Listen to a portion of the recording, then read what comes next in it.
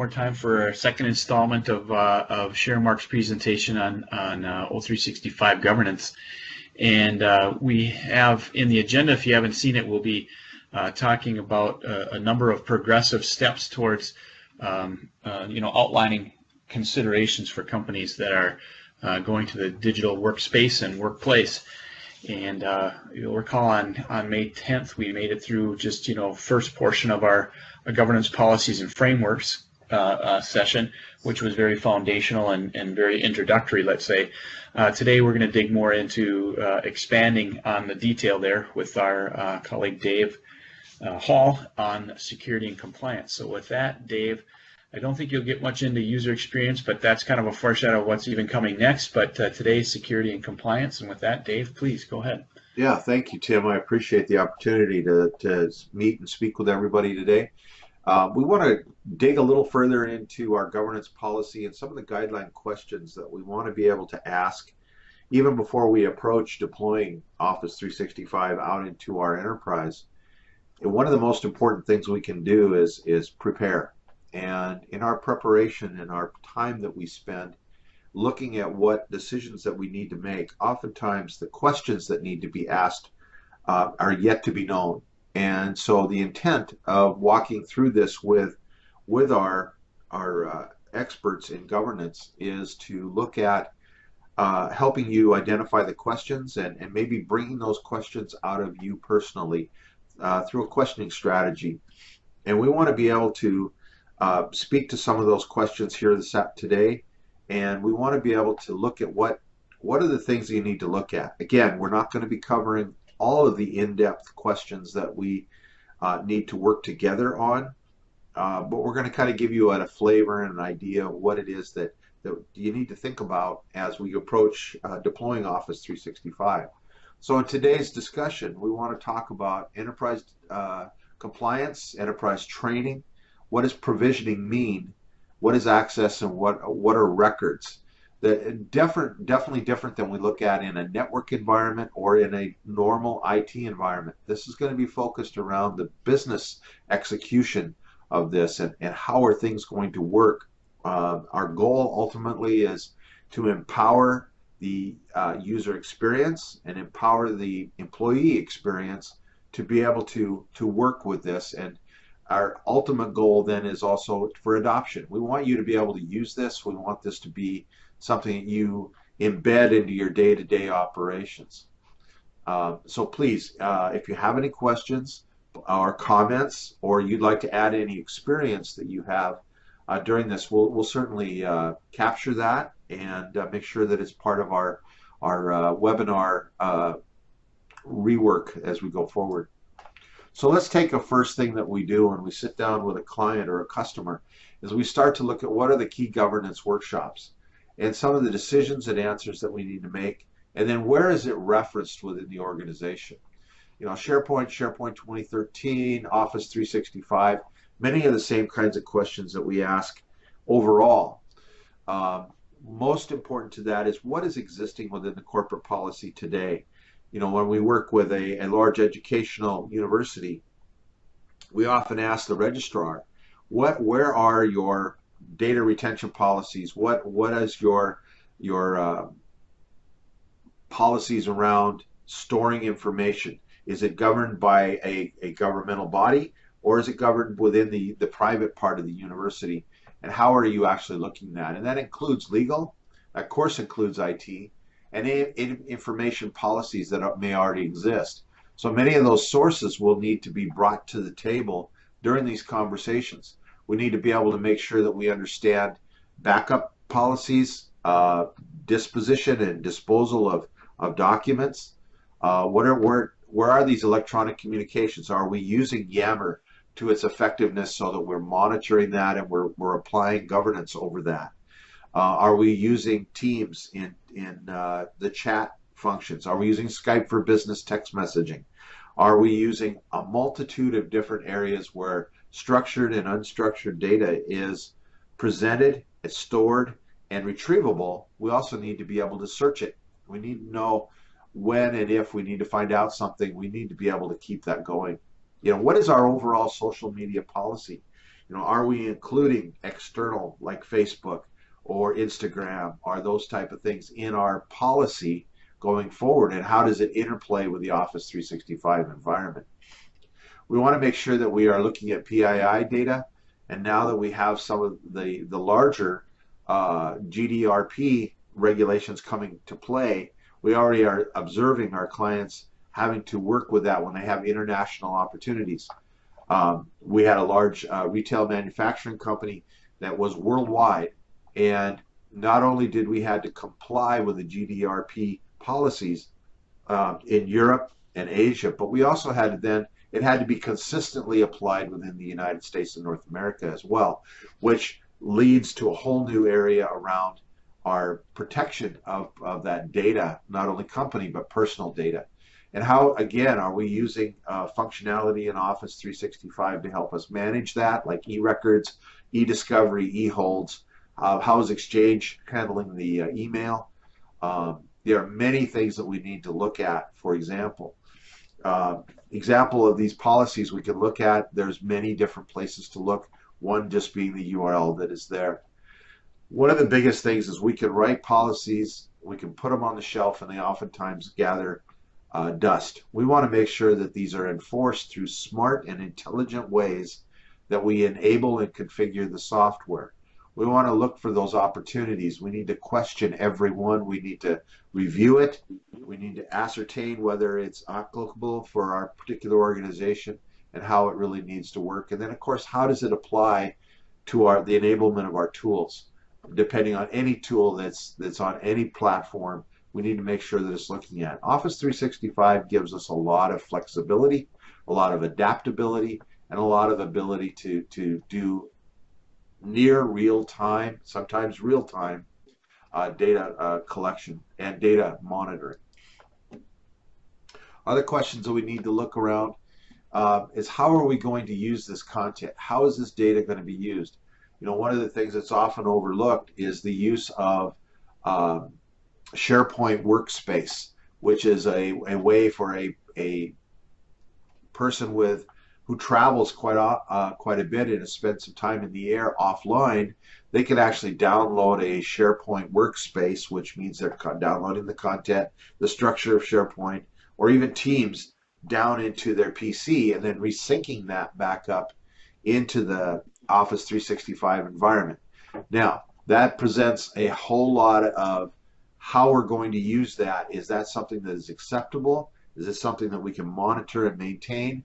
And can we actually reach out and resolve issues as we're going forward? So we need to make sure we keep up to date and our ability to manage and expectations are there. Oftentimes we need to look at how we're using Teams or SharePoint or Yammer. Those sites or those web interfaces need to be recertified on an annual basis to make sure that we are applying governance and then we're reviewing that governance going forward. That can in itself could be a complicated issue. Even down to our granular point of view with individual documents. What is our retention policy? Are we going to keep things 30 days, 90 days, 7 years? What are the things that we need to actually look at in our records retention, and are the proper policies and guidelines, procedures in place, even to a granular level of audience targeting? Are we making sure that things are being targeted to the right people at the right time in the right place? One of the other things, how do we review that? And what is the responsibility of the business? What is responsibility of IT? Do we have an information management team that actually goes in and reviews that data on a regular basis? Or are we going to put that empowerment back into the owners of the content, the authors, the publishers, content creators? Where does that responsibility lie? We need to consider all of those things in our questions and comments. Again, how do we enforce it? What are the rules? What are the guardrails? What are the boundaries in which we actually work back and forth in applying these policies? How's accountability? That could be a big question. Is, okay, I spotted a problem. I'm going to put a red flag up. Who's going to be the person that's going to enforce that that change that needs to take place? Who's going to do that? Is that our executive team? Is that our governance team? Is that our business unit manager who will need to be flagged, and maybe that information needs to be quarantined as it is in Yammer? These are questions that we need to answer first before deploying it, because it can get out of hand. And one utilities company on the western side of the United States, this got to be so out of hand, we had to rein back what was being communicated and quarantine a lot of information that was going forward. Any questions on what we're talking about here?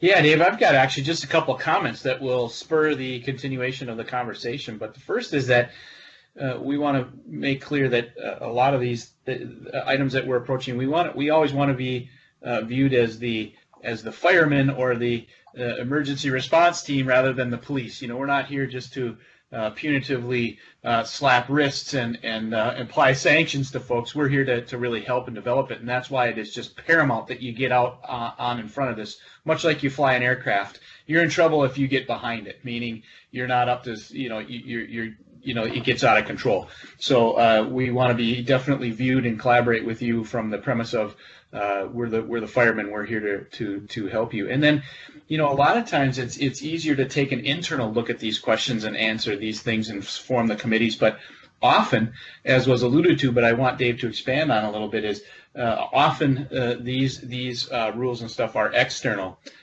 Some good examples that I heard that maybe we want to elaborate on are, it's often forced upon you that you might have to have different retention policies and compliance issues that regard or that respond to requests for a litigation hold. I know that we've ran into that a lot, Dave, and Dave's probably kind of chuckling in his chair. So don't forget about these external forces. The other external force that pops up into my mind that's real relevant and right at our doorstep here is the General Data Protection Regulation coming out of Europe, or GDPR, that you heard Dave mention.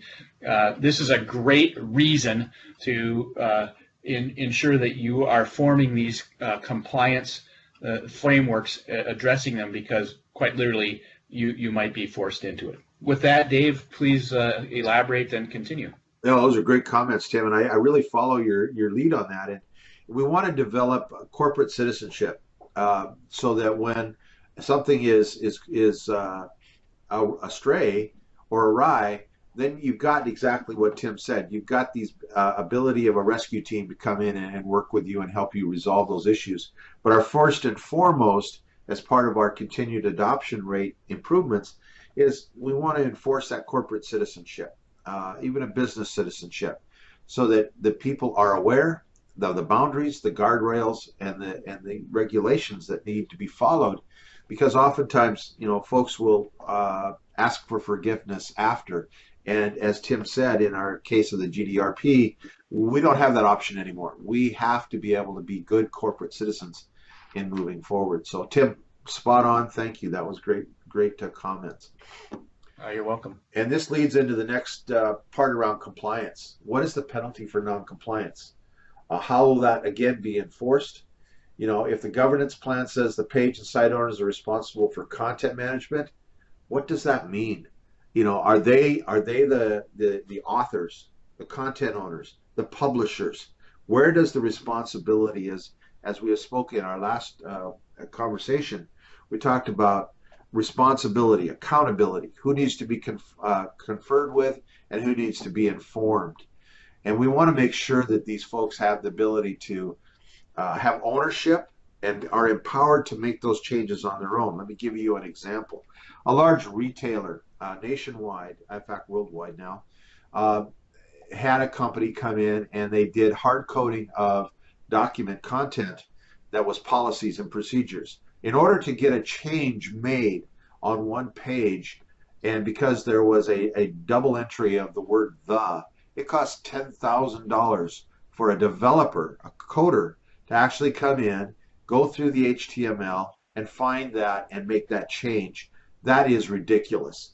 And that's the beauty of what we're talking about here. We want ownership given back, and we want the tools to be empowered for that business unit, that business department, to be able to go in and change those things. That's where the responsibility and the accountability can rise.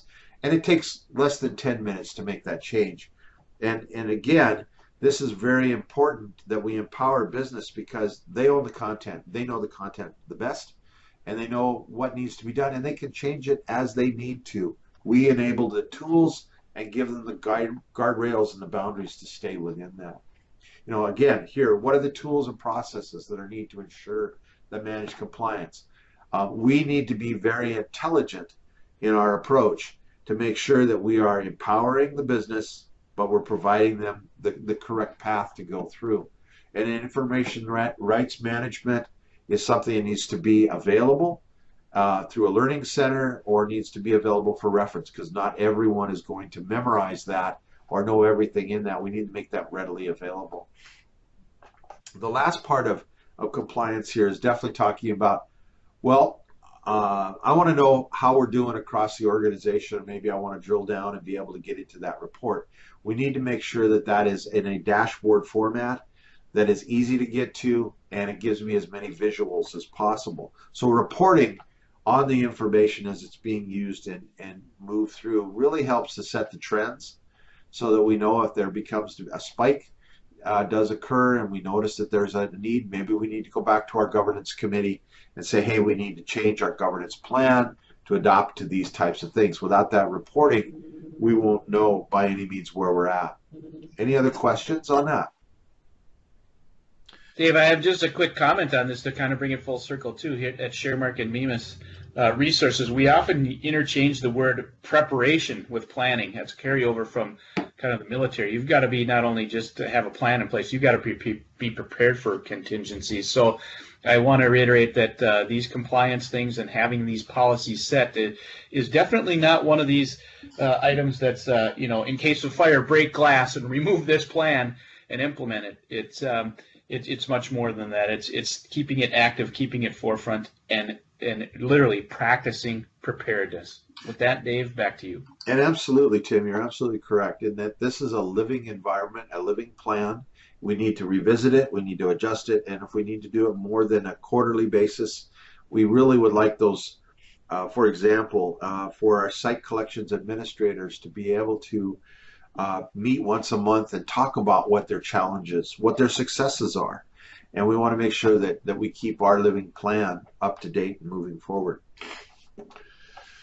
Again, now we talk a little bit about the roles, the responsibilities, what types of users are going to be using this. We have a multitude of different levels of access to data that we want to be able to give our business units. We want to make sure that we have these new capabilities coupled with how do I use it and drive it forward so that folks are adopting it as part of their day-to-day operations and not just seeing it as an encumbrance for them to be able to move forward on that. SharePoint, again, is very, very important on that. In that light, we definitely need to talk about user training. Who takes that training? What are the requirements? When is it required? What certifications need to be done? If we look at a SharePoint, for example, again, the site owners are expected to take some training before they are given the keys to the kingdom. A site collection administrator has superpowers. They have the ability to create team sites, for example, or publishing sites or community sites. They have the ability to really monitor their security and apply that security going forward. So roles, responsibilities, and accountability, again, is very important here, because if they don't have the training in order to understand what they need to do, it becomes a lot of support and a lot of issues that come back to a center of excellence on Office 365. How do we put in best practices? What are some of the best practices that we need to put into, for example, SharePoint training and Office 365 training as well? Who are we going to assign as product owners? What is the level of training? Do they need to go to MindSharp and take a class, or even Benchmark or Global Learning? All kinds of opportunities, and Microsoft has a plethora of multiple ways to get training and moving forward with that. moving forward a little bit more on training now. We talk about once they're trained, now we want to talk about access. How are we giving people access? Doesn't mean that we're using exchange or single sign-on. It is more granular. We can give and restrict or empower people to have a level of access to sites. You know, for example, when we want someone to see a document library or someone to see a team room or a channel, we can actually audience target that so that they see that or they don't see it. It doesn't even paint on the screen. So there's no questions about, well, how come that's grayed out? Or why can't I get to that? If they don't know it's there, they're not going to be asking those questions. But those that do have it there, of course, it'll be fully engaged and ready to go. So they're individual types of sites, individual types of channels, types of group conversations in Yammer. Um, there's many ways in Skype for Business now to do those kind of things as well. So we want to make sure that we understand access. What are the restrictions? What are the guardrails? What are the boundaries that we need to be able to provide that? And Tim really hit on a good point too, is not only is this an internal, this is also external. When we put out external capability to join, maybe for our strategic partners or our business partners who need to be able to put up a product catalog on a SharePoint environment for us to look at internally, we want to make sure that access is provided and they have the ability to contribute. Maybe they don't have the ability to delete or change or design. We give them the ability to contribute, which means they can add data to that and they can take away data from that. So there are special types of things that we can do that, and is it permitted or not? And again, you know, we can restrict up to a point. We want to, our primary goal is empowerment. We want people to adopt this and use this in their daily lives. We want to be able to give access to what and when and where this needs to happen. So we need to make very careful decisions on what level of information, what level of confidentiality, what level of security that we apply. We can always apply anonymous access if we want to many of our documents at a granular level. We can even apply it at a full site collection, which then gives us the capability. One note here is that even in, if I were to put audience targeting on a particular document library that contains confidential company information or highly restricted information, you want to be able to know that search. Oftentimes folks overlook the search security. You want to make sure that it is relevant to the user and that information is not exposed in a search center where you don't want them to even know that it's there. It may be grayed out because they can't see it, but you have to go back into the search capability and be able to make sure that your scope of your search does not include that information based upon the user. And that's very possible in Office 365 across all of the 13 different tools that it uses. And that's a very important aspect that's oftentimes overlooked and that really needs to be focused on, because you can expose confidential information without even knowing it, and that can really lead to a lot of problems. We want to make sure that we look at our anonymous again, because you don't want to give them access to things that provide that, and that includes guest contributor. Any questions or concerns or things I might have missed? Dave, this is Tim. I just noticed that you're obviously in presentation mode and doing a grand job, Dave. But you did get a couple guests join us here. So if you look at the participant list, I know there's a call-in person and then Delaire's on. So welcome.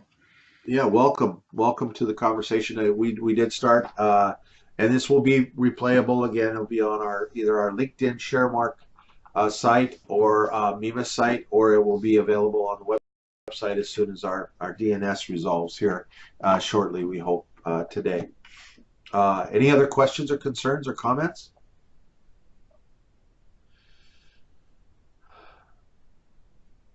Tim, I'll let you moderate any questions that come in. Please bring them up if you would. I appreciate it. I can't see it right now. Sure. Okay, let's continue to move on. again, when we're talking about some of the questions that need to be brought out to and discussed, we want to talk about the default settings because most of the time, our clients we find will deploy things, one of the tools like Yammer or Teams, and they'll just use the default. They're not understanding they need to get into the administrative site, and they need to make sure that all of the channels, the sites, the communications, the social network is all configurable and it is all manageable. We want to make sure that we have proper administrative assignments made so that what oftentimes has happened with even large retail manufacturing is they'll deploy it without knowing that there's administrative configurations that are very important, not only for empowerment, but for the overall administration. We want to make sure that the access to individual files and folders are capable of working with us on that. We want to be able to definitely track all of this because it's very, very important.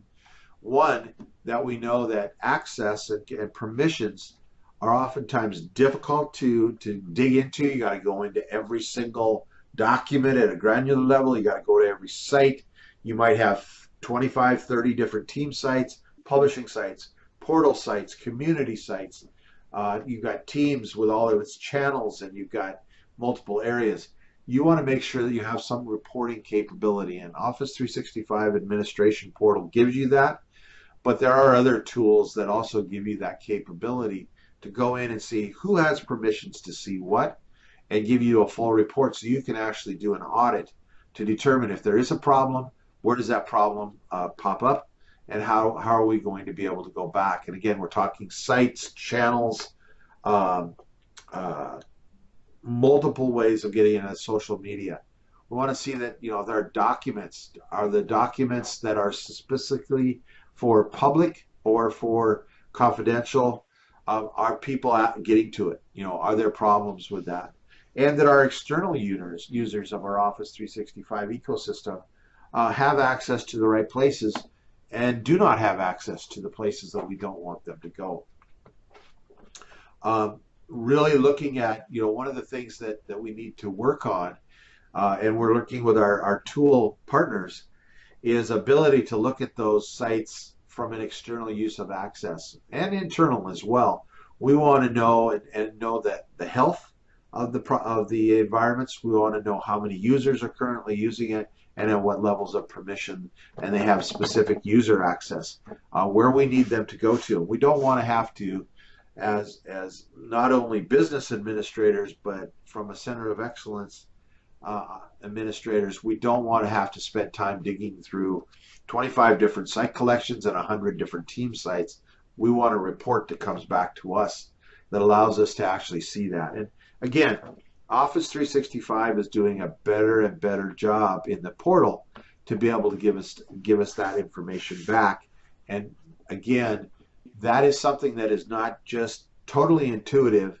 It's easy to get to, but you have to point it out, ask the right kinds of questions, and even develop custom reports if you need to be able to put that into a dashboard that can be quickly reviewed by the proper locations and be able to get to that. And I'm sure there's more and more ways that I know the great team at Microsoft is putting it together, and I know that the tool partners are doing a better and better job for us to be able to get to that information.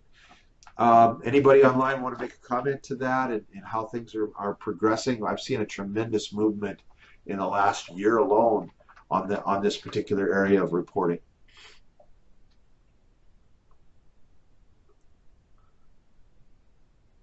No, nothing for me, Dave. Okay, it definitely. This is Delaire. Hi, Delaire. Hey, Dave. I just think in general when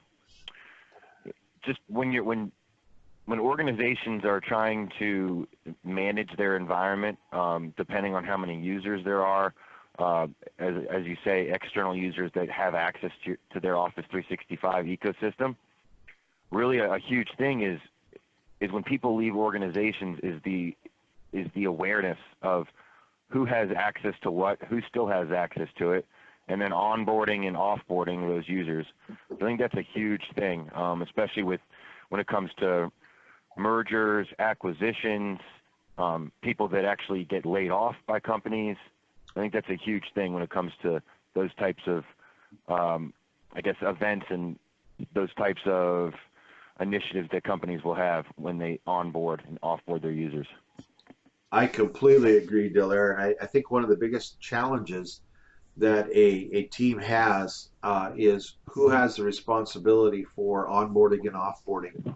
Because I have found at the large utility corporation that folks that had global administrative rights gave those rights to others without telling the proper administration of what was going on. And what you found was embedded access through multiple users that were unaware of it. And I think that's part of the governance plan, is that how often do we review that level, and how do we look at those reports that tell us who has access to what. And it becomes a nightmare for a global administrator legitimately in the right place to have to dig through that. And personally, I have been a global administrator at a large manufacturing and retail company where we had to determine before moving and migrating, we had to determine what those levels of permissions were, because we found that there were hundreds of users that had been given rights and privileges that were no longer with the company, but it still existed embedded within a site collection, even though the exchange with the SSO had been shut off. And it was cumbersome. And that's a scary thing. That's something that, I mean, that's a huge thing when it comes to people that you don't even know having access to your environment. So I think it all goes back to being aware and being prepared. And getting the reports out that you can do it in a timely manner, right? Exactly. The other, let me give you the example. We all know Mr. Snowden. Mr. Snowden was a SharePoint global admin that had access to all of the data in the background. He sat next to my son there at Kroll on track in the initial days, and he had access to all of the DoD because they're a DoD partner. He could pull anything and pull that information. A global admin sometimes does not need to have access to content. You can shut that down. But here is the example. Look at the damage that was done just by having a global admin have global rights. They had access to everything. So you have to vet those people out as we go forward. So always that example of Mr. Snowden, that's danger, and it's kind of spooky. You're right, Delaire. Any other questions or comments? I'm going to move on here a little bit. Again, this table, this format is designed so that we are asking questions that not only need to be asked, but also help ask questions to generate more questions. And we want those decisions and answers, and where in the organization is that reference? If it already exists, we already have a policy, a procedure, a practice, a guideline. Let's reference it. Let's not try and reinvent it. Like I said, with a large university here in Minnesota, the registrar attended these questions and was able to then reference back with a URL to where they existed within another document library or even in another tool, so that we didn't have to reinvent it. We wanted to make sure things were put together. Again, a lot of this was tuned to be specifically around the enterprise records, content records management. And so a lot of these questions really start to build upon that. Provisioning. What is provisioning? Provisioning is not just saying, well, I'm going to have so many site collections, or I'm going to have so many team sites or publishing sites or community sites, or I'm going to provision my access to Yammer or to Delve. And how do I provision Delve so that it is not exposing company confidential information? We want to make sure that we look at provisioning is the ability of the infrastructure of Office 365 and its quotas and its resources at the RID level, but also if there's a hybrid environment, that we have that capability. We know what our bandwidths are. So provisioning can not only be the how many of what kind and of what nature, but also the infrastructure as well and how we build that out. Um, Provisioning, oops, I'm sorry, I went too far. We need to know, how do we request a new site collection, for example? What processes do we need to go through? What justifications? Who needs to be accountable for that site collection? What training needs to take place? All that is part of provisioning. We need to be aware of those things that come into business. Are we going to migrate data? What data needs to be moved? What type of data is it? What are the constraints? What are the boundaries and guardrails that we need to be able to put in place for the creation of this new site collection? Are we replacing something that's legacy, much like Lotus Notes with connections and quicker? Are we actually replacing that now with a new site collection, and how are we going to use that? Provisioning also requires us to look at what is the storage requirements as well. So we need to look at that. And how does it match the business need? Is it really, if in team rooms in Lotus Notes, having come from IBM years ago, and from another large retail manufacturing and spice company, they had team rooms that were no longer being used, and we had to find the owners, and we had to be able to understand how they used it and what was their business purpose in that. And we found that almost 60% of those team sites were established, created, and were no longer needed after 3 months. And so we didn't even recreate it. So we didn't provision it into the new environment. How do we put together a team site? For example, a project site. When we provision a team site, specifically a project site, what are the web parts that we're going to put into that? What documents are we going to put into the document library so it's provisioned, so that when it becomes a template, we can just say, hey, this already has all the project management documentation in it. It's already standardized, and this is how we run this type of project. Maybe we do 25 different types of projects, be it infrastructure to code development to whatever. We provision that site so that it's prepared. And of course, when we move these sites around, we can always use a template or a master template across all the organization. Very, very important in helping the support model that we put together. So what is really created and provisioned for a team site, be it whatever type of site it is. Maybe it's a publishing site, and we already have predefined graphics. They're already approved by our marketing department. They're already approved, and we just use it as a template to create this new, and that's called provisioning. We set these things aside. We set these things up. How do we create the different groups, not only in Exchange, but how do we create groups within Yammer, within Stream for channels? How do we set up a group in Skype for Business? How are we going to set those up, and what are the provisioning that we need to set forth? Yammer is one of the most notorious. People will set up multiple groups without knowing that other groups exist, and this is where governance can come in and help set some of that up. You're almost, another user of Yammer can set up multiple groups and even subgroups. How are the groups going to be used? How will we take them down? Delaire, much to your comment with even users, how do we take a site collection down? What's the process? What's the backup? Do we migrate the data off to an offset site into a sandbox of sort? Or do we, how do we decommission things? Because that becomes very important to our storage allocations and to our costs for some of those allocations.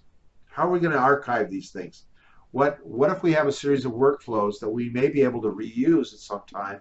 How are we going to store those and make them available in an accessible way? How are we going to decommission those sites and archive that data? This becomes part of records management and information architecture. Are we going to move it to e-records site so it's searchable still, auditable still? How are we going to actually provide that decommissioning process? If we don't think about these things in the beginning, it overruns our ability to manage it in the long run. It really becomes unmanageable, and the more that we can prepare, as Tim has said, how are we preparing for the execution of this? Let's think about it at first until, even as Tim had said, We don't want to have to firefight it. We don't want to be able to go back and put that fire out. We want to think about it first. And there's a whole lot to think about in this area. Any questions? Concerns? No, with great power comes great responsibility, and a lot of the tools, obviously, that we use provide that type of control. So you always ask, can you do it? And then you must ask yourself, should you do it? And then lastly, is it secure? And that's the steps that we go through. So great progress, Dave. We've got about a quarter of our time left. We've been through about 3/4 of the time. How are we doing on our content? Are we getting through what we need, Dave? Yeah, we are. We've got about 4 slides left. Any other questions then? Concerns? Thanks, Dave. You bet. Tim, please write that down, what you said. No, we'll take it off the recording here, but what you said is spot on. Great power comes great responsibility, and I think that is often overlooked by teams that are deploying Office 365, because this will become a tier 1 SaaS application across the organization, and folks don't really realize the power that a tier 1 application of this magnitude impacts not only the culture, but it impacts the day-to-day operations. And folks need to understand that we need to work through these questions first and then deploy. And that's very important, Tim. So thank you for saying that. That was perfect. What about new features and capabilities? Enhanced provisioning. What are we going to, what is out of the box, OOB, and what is customizable, what is configurable, what are bolt-ons? If we have a bolt-on application like Harmony, which is a fabulous tool for collecting the email in SharePoint, or are we going to use OneNote to be able to do that? How are we provisioning a new request for OneDrive for Business, and what data needs to go into OneDrive for Business? Very, very important information that we need to be asking ourselves at the get-go. Who's going to be responsible for reviewing and managing these enhancements of these requests? Oftentimes IT will go, hey, no custom report, no custom development, no custom code. Good idea. But they're not taking into effect the fact that the business may have very specific needs and very close requirements. Doesn't mean that we have to put it in our initial deployment. We need to be in our backlog and that we are addressing it. And if there is things that we need to do maybe a year ahead now or 6 months ahead, we need to be able to build in the capability. But the biggest question is who's going to be reviewing that and managing that, because I have seen SharePoint Online and on-prem break if someone is writing JSOX or they're actually putting in bogus code. Java can cause all kinds of problems in Office 365 that we don't want to happen. We want to make sure that it's appropriate and it comes in at the right time in the right place. Here again, third-party apps, bolt-ons. How are we bolting on our new tools? At the large utilities enterprise for the West, we found in our exploration in moving to Office 365 that a particular division had actually hired out third-party vendors to custom create applications for them, but didn't tell the rest of us. We didn't know it was there until we discovered it through careful evaluation with a third-party tool. And we literally had to halt and stop any migrations, any movement of data, and any development further out to better understand how are we going to take what was there. What we discovered was that, oh, that's great, guys, but you know what? That feature, that capability that you went out and paid $20,000 for is now in Office or O365 2016 SharePoint. We don't need to worry about that. Let me show you how it's done. And relieved a lot of stress and a lot of pain, because things have really changed, and those that have been comfortable with SharePoint 2010 and they did a custom evaluation and a custom development, hey, that new feature is here, but they didn't know that. We needed to expose that to them. So we need to go through carefully on our third-party apps and build into that capability. Installing those tools need to be carefully managed as well. Not, again, the goal is adoption, the goal is empowerment, the goal is not to say that can't happen unless we have, really strong need for that. The last couple slides here are really covering about records and discovery policies that need to be addressed. We need to think about intranet pages. Is SharePoint or Teams portal actually going to replace our intranet the way we're going forward? Maybe not. What about document versioning? What about news articles that are coming through RSS feeds? What about images? And we all know that images are notorious for phishing attacks. You can attach it to an image and it can attack malware, spyware, phishing, spam.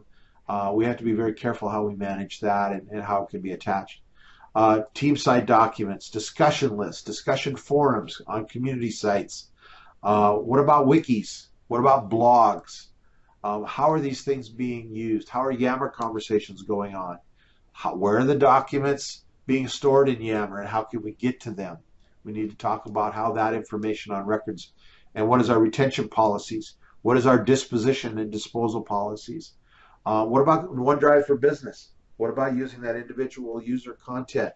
How much are we making sure that that is empowered, but we're aware of how that's being used?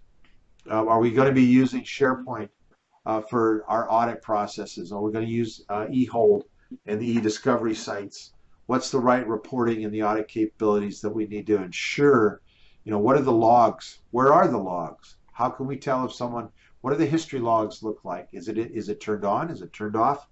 What about versioning, and where are those versions within each of those documents? So those are all questions that we need to get a decision and an answer on, and if there's reference about where it's referenced, goes into our total governance plan overall. Yammer, lots of questions around Yammer. It's a lot of folks will say it's the corporate Facebook, but it's really there's a whole lot of things that we need to consider. What are the associated documents? A lot of folks will manage projects in Yammer. Now that we have Planner, we need to do the same type of policies in Planner that we need to look at.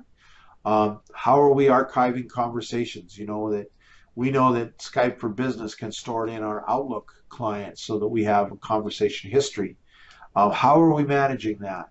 How do we search that? How do we make sure we find relevance within that?